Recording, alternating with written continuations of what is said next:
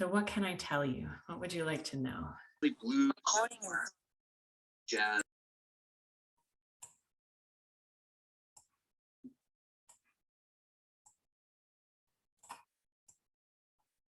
Started to hear something and I lost it. So good initial question in terms of program and rotation site policy on COVID vaccinations. So as it stands now, as an institution, UNCG is requiring either documentation of vaccination status or participation in regular testing. So that's sort of the university policy. That being said, I think every single rotation site that we engage with does require proof of vaccination. And that's also for observers. So even if somebody is not at a point of being the primary counselor in something, there is a requirement sort of through the onboarding process to demonstrate vaccination status. So it's not necessarily mandated by the university, but it is by the rotation sites. It's a good question. Yeah. What else can I tell you?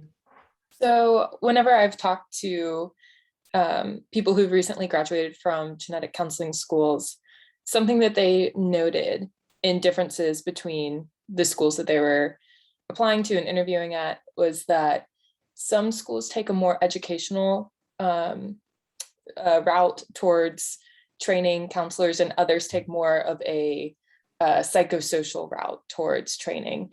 If you are familiar with the distinction between the two, what does UNCG err more towards? So I guess that's an interesting question that I'd like to hear a little bit more about. I don't know that I've ever heard that somebody has taken an approach that's not educational. So I'd love to hear a little bit more about like what that means. Yeah.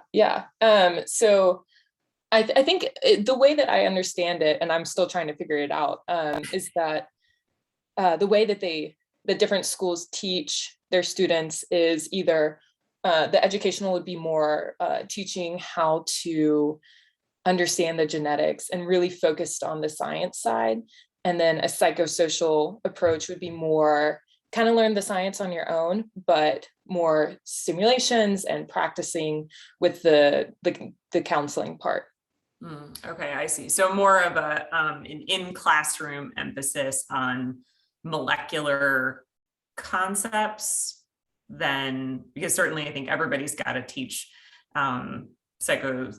psychology theory and counseling theory and all of those, because those are critical components of the core of genetic counseling. So I'm glad you brought this up. So I find it really fascinating that there is this apparent dichotomy. And maybe part of why I find it fascinating is because I sort of am not willing to put anybody in sort of any of those categories, including us, at least in terms of primarily. So when I first started hearing questions like this, or I think there were a lot of people who would sort of say to me, you know, what I've heard is that UNCG is a very psychosocial heavy program. And I always found that interesting because I don't know where it was coming from, because we weren't putting that information out there. So it's just sort of interesting to consider. And so from my perspective, when I think about that, I would think, you know, I don't think about it as like a psych. If we were thinking about it as majors and minors, I don't think of it as like a major. I think of it as like a minor. But ultimately, the way that we approach essentially everything in the program is as holistically as possible. So I've had people also ask me, like, do you put more emphasis on coursework or rotations or research?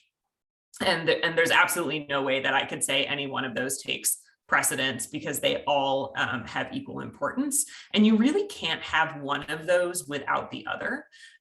So there is a component of that you will see in every single course type. So even if you're in a research course, you will still be considering other components. If you're in a molecular genetics course, you're still going to be considering these other components. If you're in one of the psychology courses, you're still going to be considering things like molecular etiology, because all of that is important for how it ultimately pulls together to impact the individual.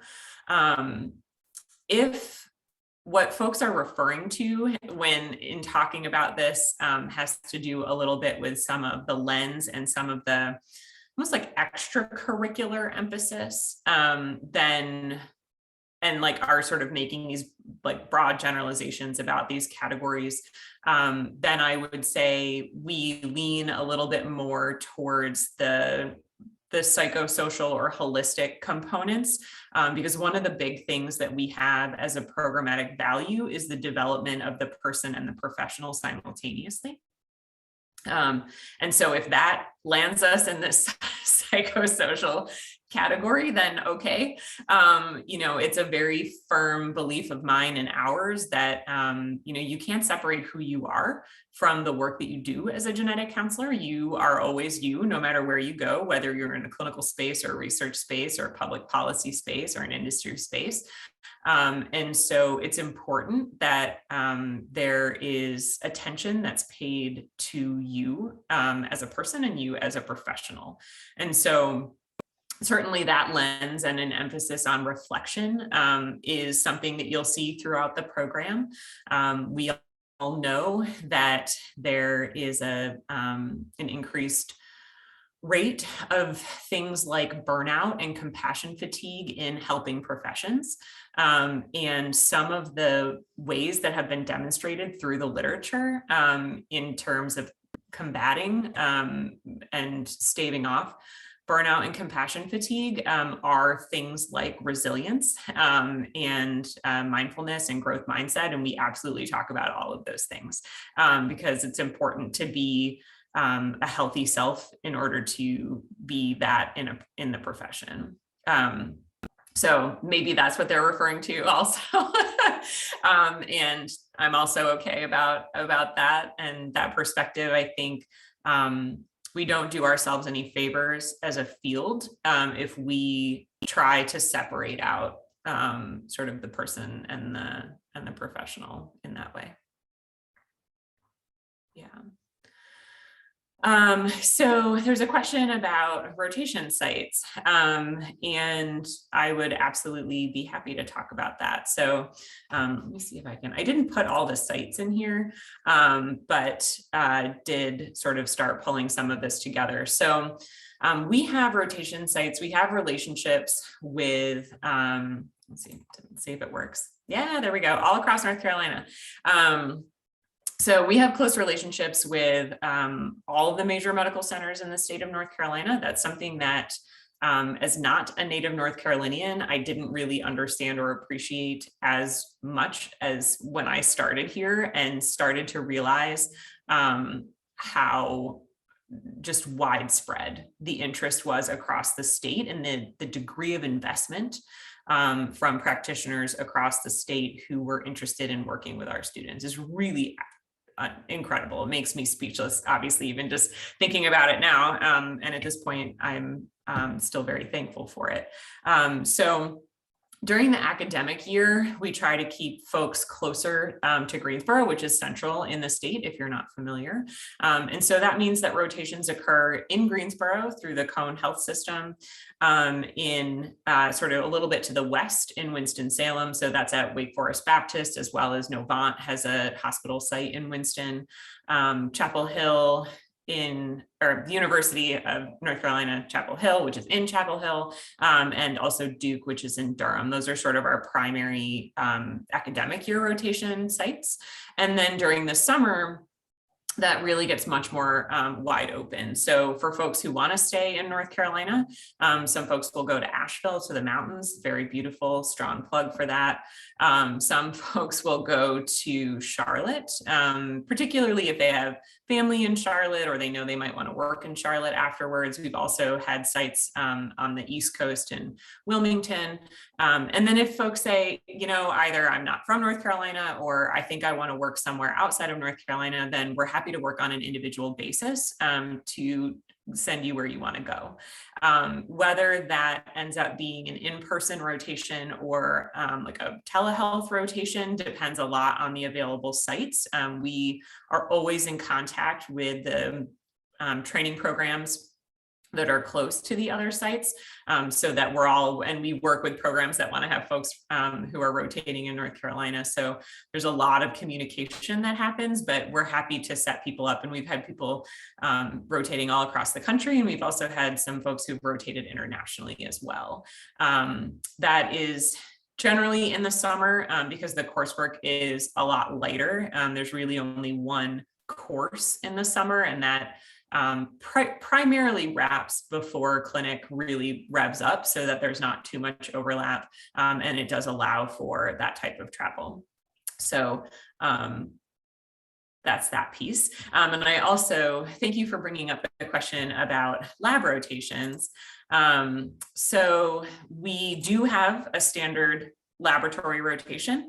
And sort of the way that all of that works is that in the first year, there are observational rotations in the fall semester. So those are, you're not expected to be counseling patients or families about things you haven't necessarily yet learned about, but in order to make sure that everybody has exposure, we have at minimum prenatal, cancer, and then subspecialty clinics. Some of those subspecialty clinics might be things like Turner syndrome or muscular dystrophy or sickle cell.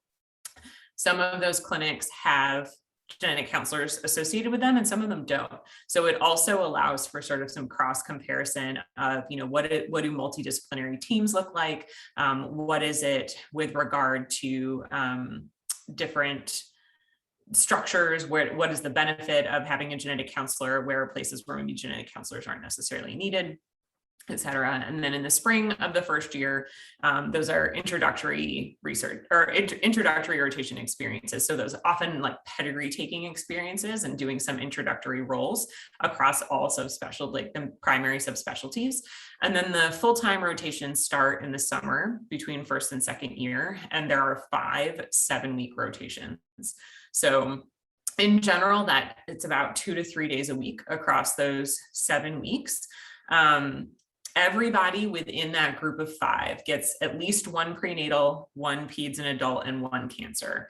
And so then beyond those 3, the other 2, we work very closely with students as individuals to learn what they're interested in, to understand what their background is, maybe what they already have exposure to, what they'd like exposure to, and then work to fill in those other 2 rotation experiences. So it's not uncommon for there to be at least 1 non-clinical rotation based on an individual's preference. And so that could be a laboratory rotation.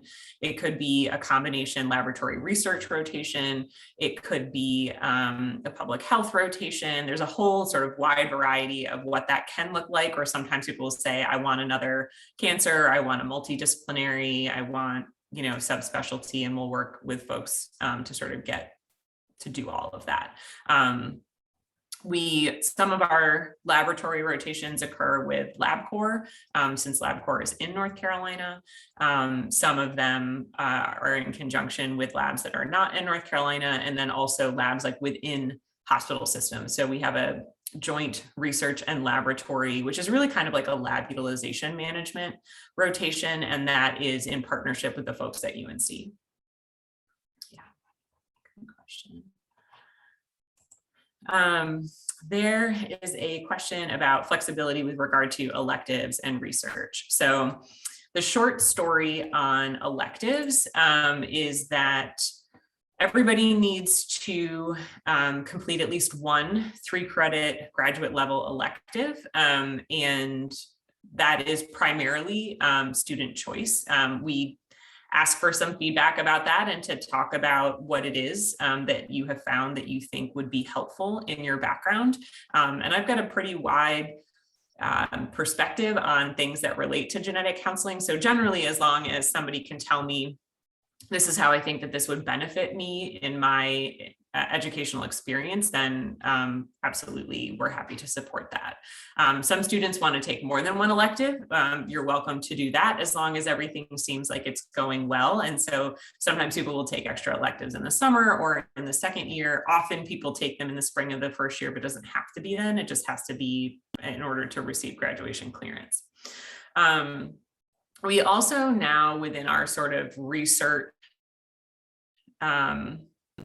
protocol, for lack of a better term, we've sort of shifted a couple things so that we have the ability to truly tailor and make the research process specific to the individual. So a few years ago, we had some students who came in after completing PhD programs.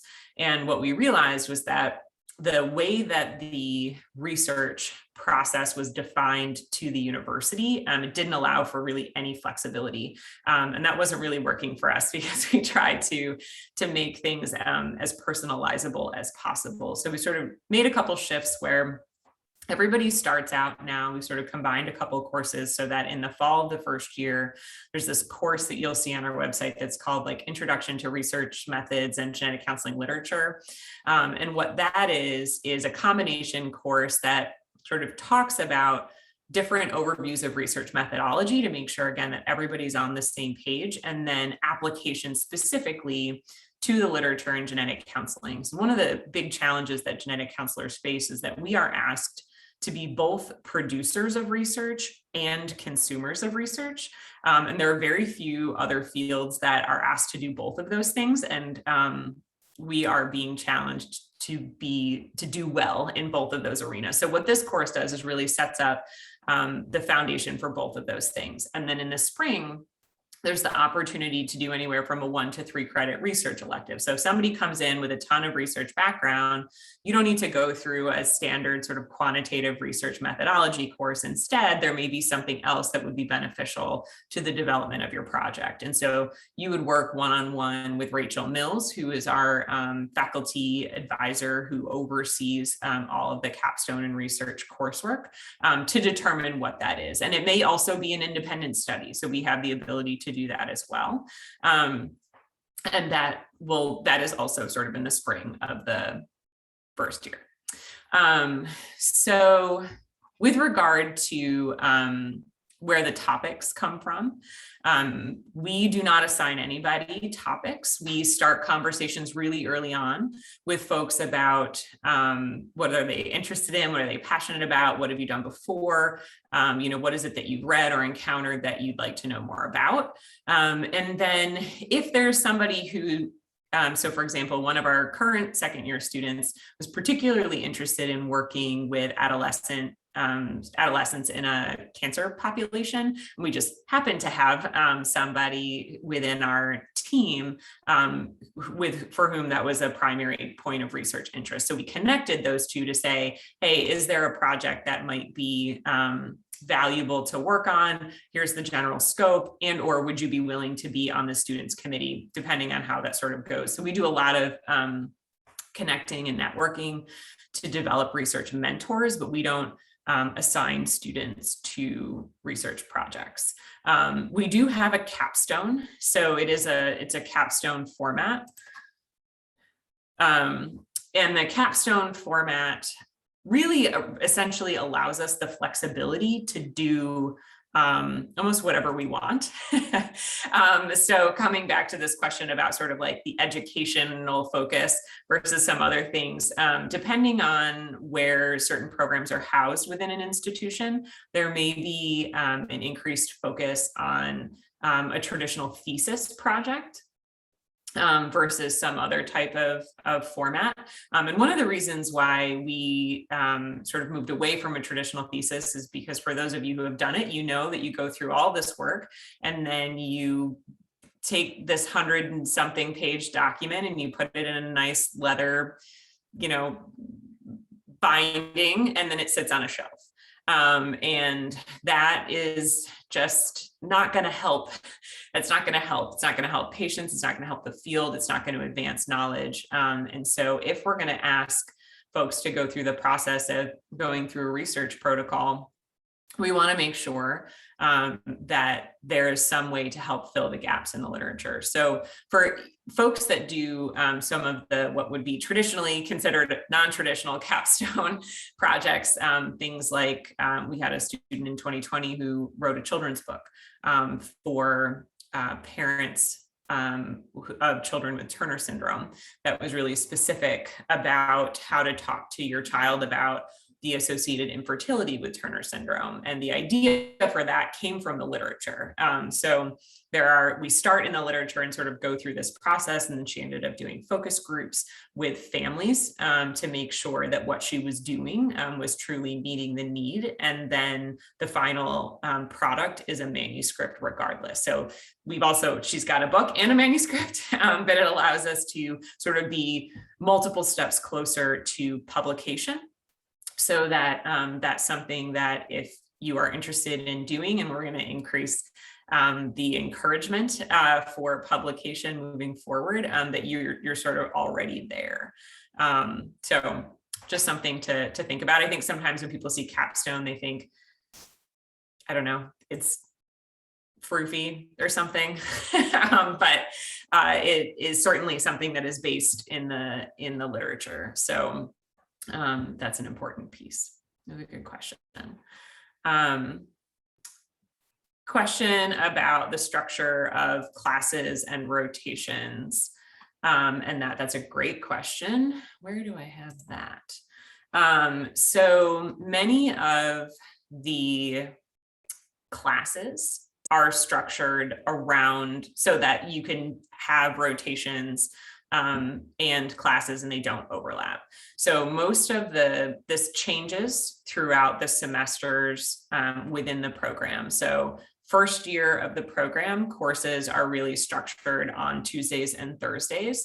And then on the Mondays, Wednesdays, and Fridays, those are focused for out of classroom experiential activities. That includes things like laboratory tours or whole exome workshops that cover multiple days. That includes things like working with support groups and getting out into the community. It includes things like partnering with a family. There's sort of a wide variety. And then as you go into the second year, the classes are really focused. The in-person classes are focused on Thursdays only, so that you can schedule your 2 to 3 days a week, Monday, Tuesday, Wednesday, Friday. And so the weekly schedule might change, but it allows for as much flexibility as possible with the individual sites. And since, to my knowledge, that's been the setup for over 20 years, all of the sites here are very familiar with the fact that Thursday's just sort of not a clinic day for us. It's a primary class day. And then we do have a couple of courses that are relatively new to us that are not on Tuesdays and Thursdays, and those classes are remote. So for example, in the first year, there's a new course in the fall that is an oncology and genetic counseling course. It's a 1 credit, and that's Mondays at like 4 o'clock. I think so. It's Mondays from 4 to 5, so that it doesn't interfere with anything that's scheduled at that point in time. And in the second year, there's a peer supervision course where students debrief cases. It's really very case focused. It's one of the components that we had gotten a lot of positive feedback about as it was integrated into other courses. And so we sort of made it its own course so it could have its own focus. And that one's on Wednesdays at 5 o'clock. So we do that remotely where everybody signs in. We've got 2 cases a week that we process, and that goes through the entire second year. But so that also allows for full participation in a regular clinic day, and then without sort of being too taxing or too late or making Thursdays even longer. So great question. Does our program engage with LEND? It absolutely does. So it's a great point, and I did not have that in here, so thank you for asking. So LEND in North Carolina is focused at the CIDD, which is the Carolina Institute for Developmental Disabilities, and that is located in Chapel Hill.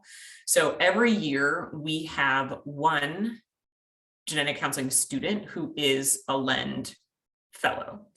That is totally separate from the match process. It is something that we have every year. So once we know who our cohort is, the information goes out to the cohort about how to apply to be the LEND fellow. And then it's sort of up to the individual group to determine, or individuals within the group to apply for that. And then the CIDD and the folks at the CIDD select our LEND trainee. So the program has nothing to do with that either. I would say in general, there's anywhere from 3 to 5 students who apply for it. So if somebody's trying to calculate the odds, that's about where they are on an annual basis. In terms of what it looks like, so there's a couple of different components of it. So there is coursework associated with the LEND program. It is focused in sort of leadership and disability awareness across the lifespan. And so that is a 2-credit course in the fall of the first year and a 2-credit course in the spring of the first year. So typically the LEND trainee utilizes those credit hours as their elective, but you don't have to. We have had LEND trainees who have done other electives. That's totally by choice. In addition to that, the genetic counseling LEND trainee participates in the Angelman Syndrome Clinic, which is the first Friday of every month, with the pediatric genetic counselor who's a part of that team. So there's additional clinical exposure. And then always our sort of outgoing LEND trainee provides additional opportunity and training to our incoming LEND trainees. So there's also a little bit of like education and teaching that happens sort of student to student within that process as well. Does that answer your question? Okay. Okay.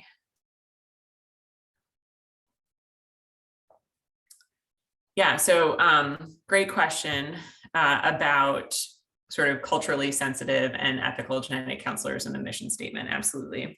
So that mission statement has also, I think, been the mission statement from the beginning of the program and over 20 years of process, and sort of how that gets implemented has changed over time, as it should. And absolutely sort of in short, involves a significant influence in terms of concepts of justice and equity and diversity and inclusion.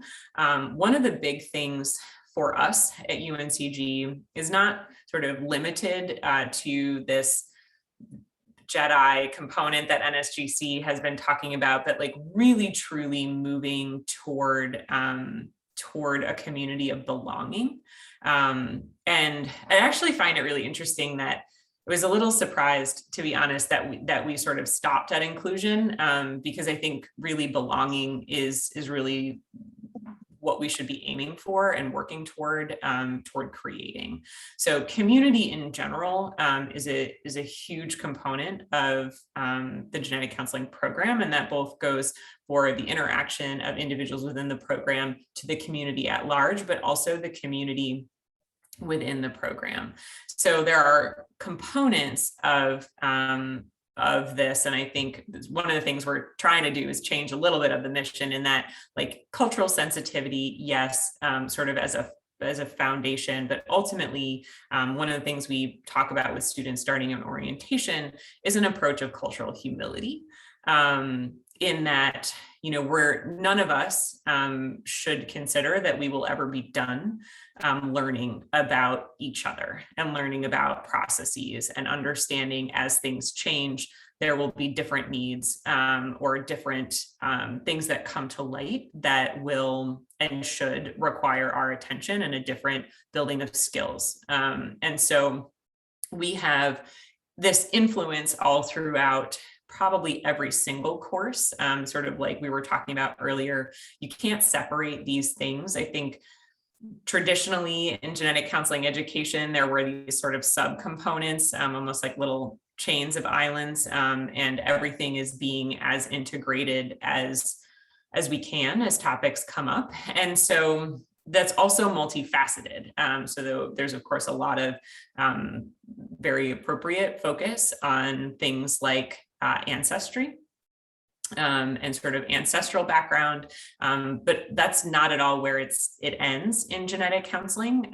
Diversity in genetic counseling goes so much farther than that, because there are many, many individuals who are underrepresented in genetic counseling, probably even more so than would be sort of classified in the literature as underrepresented in medicine. So that's also a component that we not only talk about, but have integrated into coursework, and have also integrated into our processes in terms of engaging with applicants and the application process, the application review process, interviews, sort of all of the components, because we have to focus on it in every single one of those components, or we won't be able to make meaningful change. That's a great question.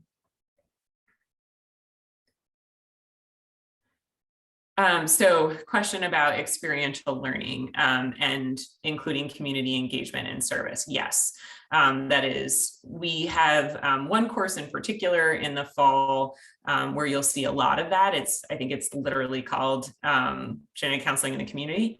And the one of the big components of emphasis within that course is community engagement. And that looks a lot of different ways. So it includes meeting and partnering with a family. So everybody has an assigned family that is influenced by a genetic condition in one way or another. And then you work with that family very closely to just understand a little bit more about where they are and what they're experiencing and what they're doing. And what you do with that family depends a lot on where they are and where, what their family needs are. So we've had people attend IEP meetings. We've had people attend yoga for cancer survivors. We've had people attend post-mastectomy tattoo consultations. I mean, there's such a wide range of what that looks like that a lot of it is really dependent on the family. So every family that we work with is particularly open and has expressed openness and engaging. So it's a really incredible opportunity. But then there's also things like working with support groups.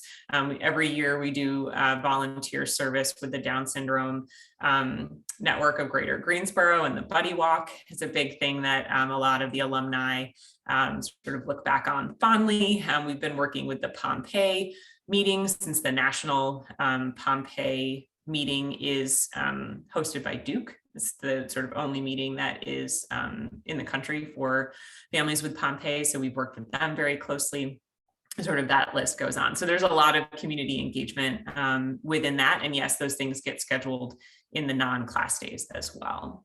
The families connect with the program often sort of, at least initially, through one of the faculty members. So Randy, who's our assistant program director, is also a pediatric genetic counselor. So she's got some direct connections from clinic. Dr. Rittenauer, who's our medical director, also sees patients both in Greensboro and Chapel Hill. So sometimes we'll connect us, and sometimes honestly, people reach out to us. We've actually had several people who work at UNCG who have come up to me sort of separately and said, hey, I know you work with families. I have this in my family and I'd love to talk to one of your students. And so the word has gotten out, but it's really powerful because people, really want to share what their experience looks like. Yeah. I'm just going to scroll back up and make sure I didn't miss anything. There's a question about the component of the application about the video, this short video piece. So thank you for asking that. And what component of growth to focus on? Honestly, it doesn't matter. Anything that you can speak to, we are interested in hearing. I think, again, I guess it's my bias that you probably can't have professional growth or career growth sort of without some personal growth. And really what we're looking for at that point is to hear about how and what you have learned sort of about yourself through some of the experiences that you have had. That's what we're looking for in the personal statement. That's what we're looking for in sort of all of these interactions is to hear from you sort of in your own words, not necessarily typed into that personal statement, with the questions about, is this what people want to read? But just sort of, you. Here I am on the camera. Here's me. Here's, what I've been through. Here's what I've learned. That's what we're looking for. And again, cell phone, totally fine. In full transparency, I was a little resistant to this at first, because I was afraid it was going to turn into this like Legally Blonde scenario where it was like to get it like super produced in order to get into the school. And I was really nervous. Like I didn't want people to feel like, oh, if I don't have it produced, then, I'm not going to get in. And like, that is not at all, what we're looking for.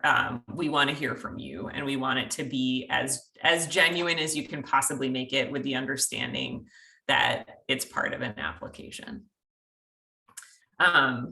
That reminds me that one of the, I think the number one question that got submitted during when we were gathering questions about this is sort of what makes the program unique. And I will be honest and say, I don't love this question. And I think I don't love this question, not because I don't believe in what we do, but because I think every genetic counseling program has something to offer. And I think no matter where you go, you will get a great education in genetic counseling. That's part of the point of the standards. That's part of where all of this comes from, is to make sure that no matter where you go, you will have what you need to be a genetic counselor. So I feel challenged in this because I don't want it to seem like, in talking about us, that we are not highlighting some of the strengths of other programs, because I think every program has strengths. And there are some components that I think are big pieces of what we value, that while I believe that there's a lot of overlap in value, I think this is something, again, I have slides about this at orientation. So for those of you who we are lucky enough to work with next year, this will be a repeat, in that we have some components where we really talk about the framework of what we're doing, where we have this emphasis on belonging.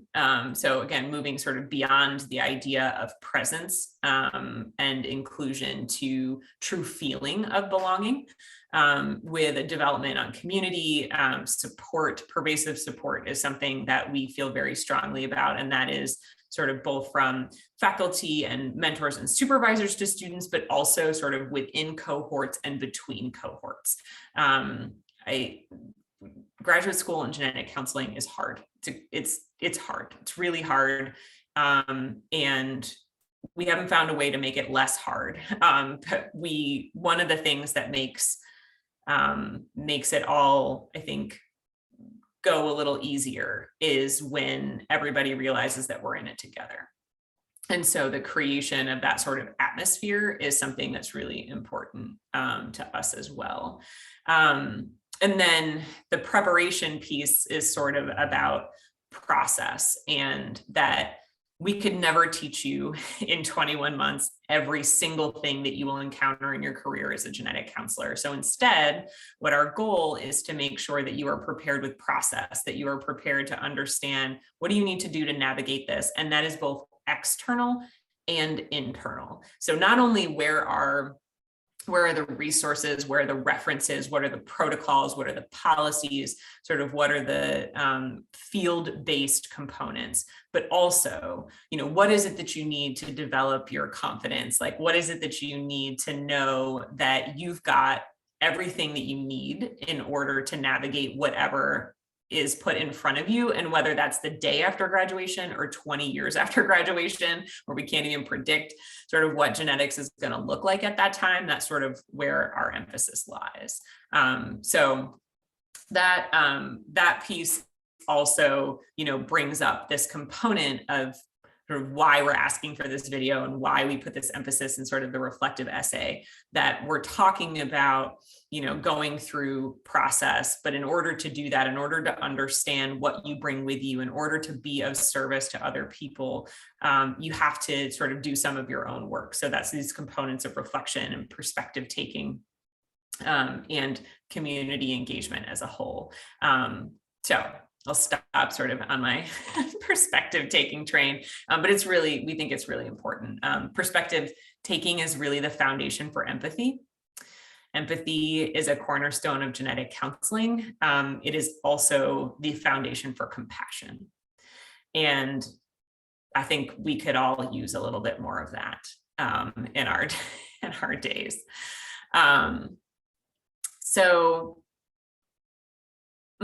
Okay, great question. So if part of your area of growth came from something personal and or something really challenging, that I know that wasn't your question, but I'm going to sort of loop those together because I think that my answer would be something very similar.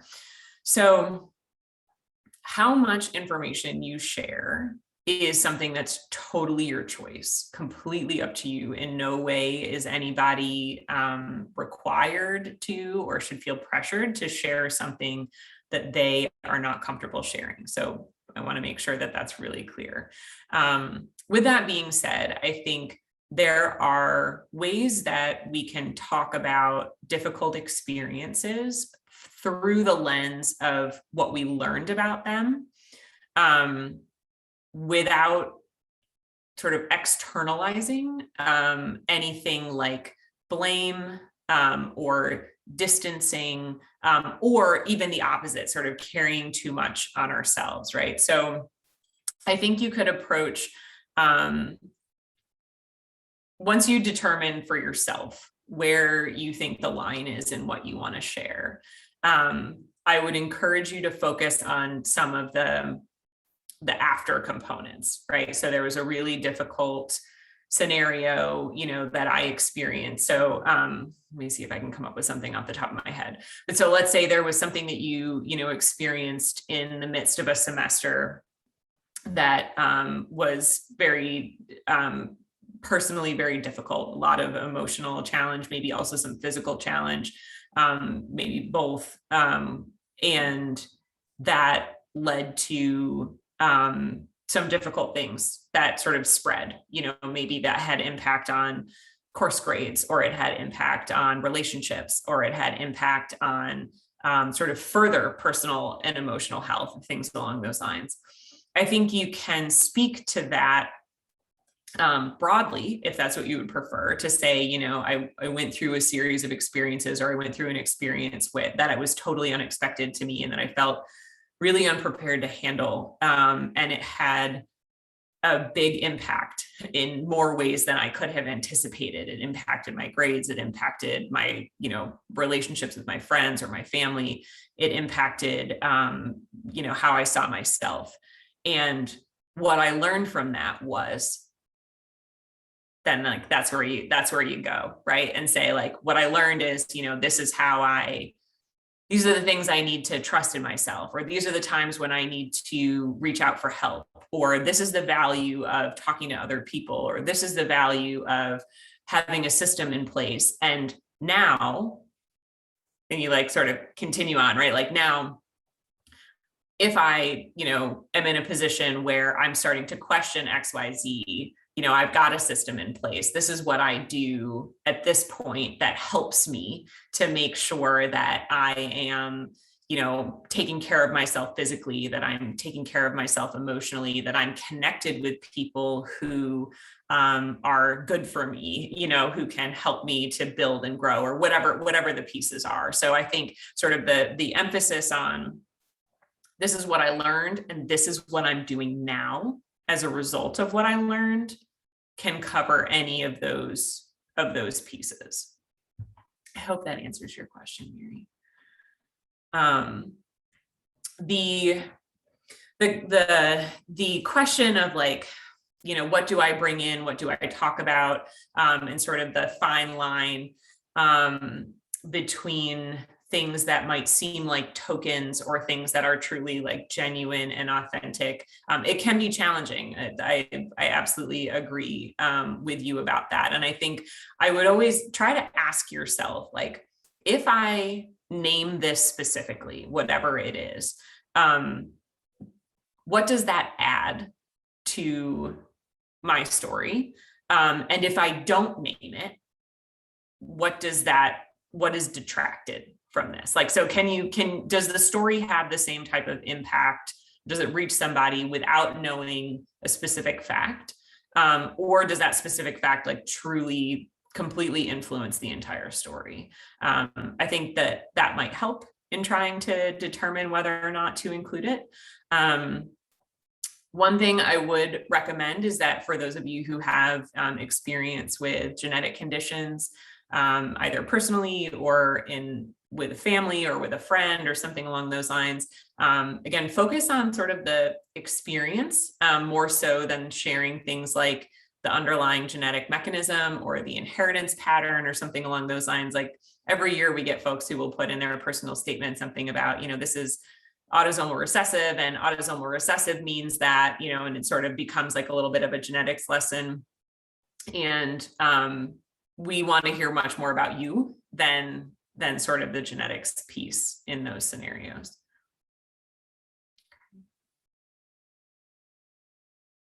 What else can I tell you?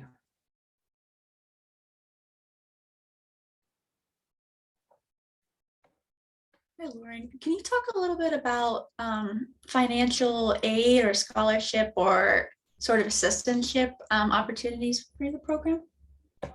I can. Thank you for asking. That was probably the second most popular question, but it wasn't at the top of my head. So thank you for bringing that up. So the financial aid stuff is sort of multifold. And I guess one of my little bubbles I should have had here was as it relates to in-state tuition. So as a state school, the tuition is set by the state. And so that is both for in-state and out of state. So one of the sort of bonuses of North Carolina, and I'll have to be careful who gets their hands on this video, one of the things that's great about the state of North Carolina is that so far, North Carolina, you can achieve residency within a year that can be applied for tuition. And so that is not the same for all states. Like you could achieve residency within 12 months, but not use it for tuition purposes. And so for folks who are out of state, if you come to North Carolina and you complete sort of your residency acts generally over the summer, in like July, early August, then you would be classified as an in-state resident for the second year of the program, and essentially your tuition gets cut in half. So the like state-based tuition for the second year is $11,000 and the out-of-state is $22,000. So great question, Colton. I will piggyback on that. So the state of North Carolina, or the UNC system, does not have reciprocity, unfortunately. I found out that we used to have reciprocity like several years ago, and it was very disappointing, but there's not reciprocity at this point in time for states that don't have programs. So starting with the in-state, out-of-state tuition piece, as a part of Match, we have historically had a couple of different financial aid offerings. So one is graduate assistantships within the program. We have historically had 3 of those. I'm not going to promise we're going to have 3 moving forward. We're working on having more than that have sort of different delineations and different role responsibilities. So that's something that we go through in a ton of detail during interviews, but we have had graduate assistantships within the program. We expect to have those for the upcoming cycle as well. Those are a wide variety of things that are generally completed in flexible work hours that are either for sort of the mission of the program and or for the mission of the field. So a lot of work with outreach. We've got some of our GAs working on some of the social media things and helping to develop some of that. We generally ask about sort of what people are passionate about and interested in, what their skills are, and then take it from there and see sort of what aligns. We also have the opportunity to work closely with the State Medical Genetics Association, NCMGA. And so when there are educational meetings. We'll have folks that help sort of plan some of those, so that also that can be used to build up CVs and resumes. In addition to the graduate assistantships, we've had some form of scholarship that looks a little bit different depending on the specific delineation, but sometimes like it's effectively the same thing, where there's scholarship dollars that are granted directly to tuition. So it just sort of like reduces your tuition bill right off the top. We've had the past several years, we've had scholarships that are renewable for the second year, and then we've had some that are only for the first year. And so we go through during interviews, like all the details of like, what are the exact dollar amounts for this upcoming year.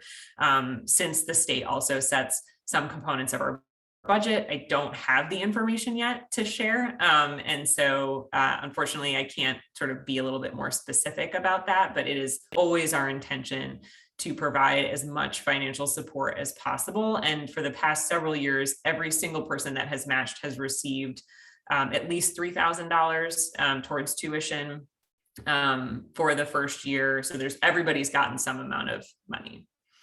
In addition to that, as long as you file the FAFSA, everybody who enrolls at UNCG is automatically reviewed by the graduate school for additional funding opportunities. There are other graduate assistantships and things on campus that folks can apply for. But one of the things that happens and has happened, and I guess over the course of several years, is that sometimes we'll just get sort of notifications that will say, hi, we've reviewed your FAFSA. We have some extra money. There's $500 that's being applied to your account. And the student will get a letter and we'll get a letter. In the second year of the program, we have the opportunity to nominate folks for various financial awards within the School of Health and Human Sciences. We have been successful at securing diversity awards for the past several years, and that was an additional $6,000, which is more than half of in-state tuition for the second year. And with all of the sort of COVID and the CARES funding and all the things, our students have been receiving a lot of funding just directly from the institution. I actually heard a student say the other day that they think that that UNCG has given them more money than the government and other forms of support in terms of pandemic related. And once you have that FAFSA on file, you don't have to do anything else for that, although certainly there are other scholarships and things that you can apply for.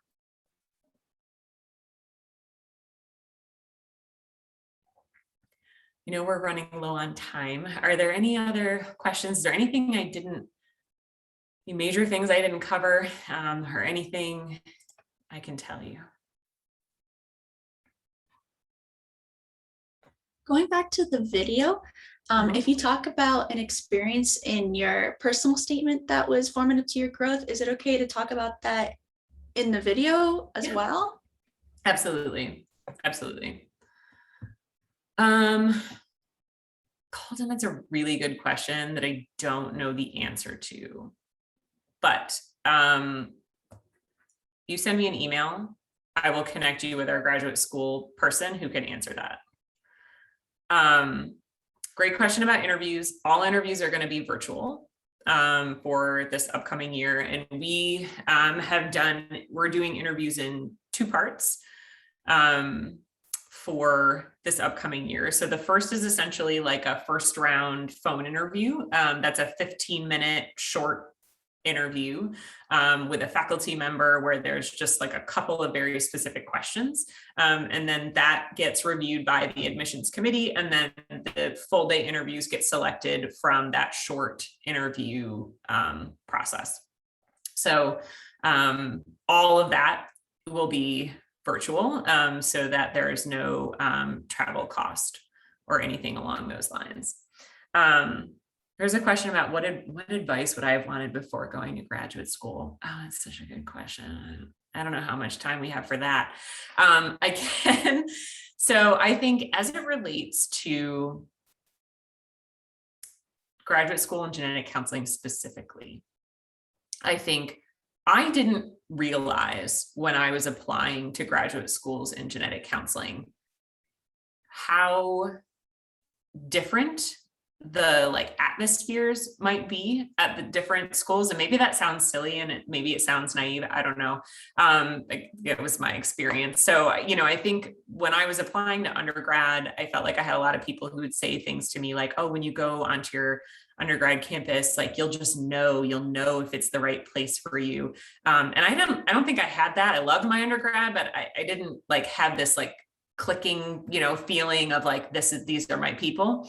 And I can tell you, I did experience that in graduate school, that like, once I started going on interviews and I realized that like the atmosphere could be really different across programs, that I guess what I would have wanted to have known is that could be the case, because I think I probably would have done more of my own research in figuring out where to apply to try to find places that I thought would be a good fit for me and that weren't just sort of like a geographic limitation, which I think a lot of people do. And I understand why. I did it myself.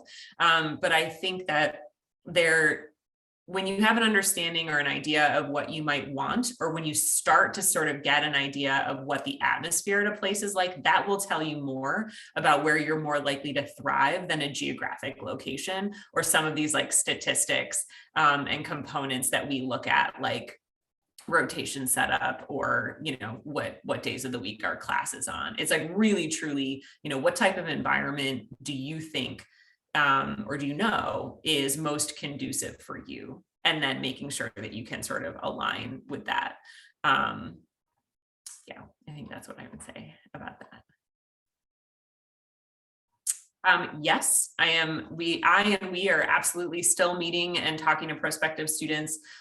We do a cutoff at the application deadline. So December 15th, after December 15th, we will not, just out of fairness for everybody, but up until that point, I'm more than happy to meet and talk one-on-one about anything that we can help you with. What are our interview questions like? Great question. I hope that they're different than everybody else's. I think interview questions can get stale. So, ultimately, like with probably any type of interview that you will have from this point forward, a lot of what is trying to be assessed is sort of components of fit and readiness. Is this person that we're talking to, do they have the background that they will allow them to thrive in graduate school? And not only do they have the background, but can they speak to it? Do they know how the background sort of comes together and what they would bring into this space? And then also, is this person a good fit for what we have to offer? Or is there another place that might be a good fit for what this person has to offer? So certainly not that person won't be a great genetic counselor, but knowing everything that we know, what's that like? So we do everything that we can to try to get to know folks and to continue to do things like assess reflection and perspective taking and ability to speak to different components of the field, to, the skills that are being built in the field, the topics in the field, to make sure that folks have an understanding and awareness of what genetic counseling really is and are choosing it for that, and sort of how it aligns and connects with them as individuals. I feel like that's a lot of where our questions go. All of the encounters, like when folks are answering questions, those are all individual or one-on-one. We don't have like group. Like, although there may be people who are together for lunch or together in like a Q&A session, no one is answering questions that are personal to them with another candidate or applicant. Does that make sense? I don't know how else to put that, but I know there are some programs that have like group style interviews. And so while there may be 8 people on an interview day, anytime you are answering questions about yourself, it is just you as an individual. Okay. Good question. So I would love to tell you on average how many students apply to UNCG. And because that number has changed every single year that I've been in this role, we don't have a good average. So that's part of why we don't share it. We do typically offer somewhere around 40 interviews for the 8 spots that we have. And that's pretty typical. Nationally, the statistics that are out there. So last year there were just over 2,100 individual applicants. And there are 550 spots, and about half of people who interviewed ended up enrolling. So there are a lot of people who will be great genetic counselors who unfortunately did not match previously, and that in no way says anything about their skills and abilities, and probably more about the process. Yeah.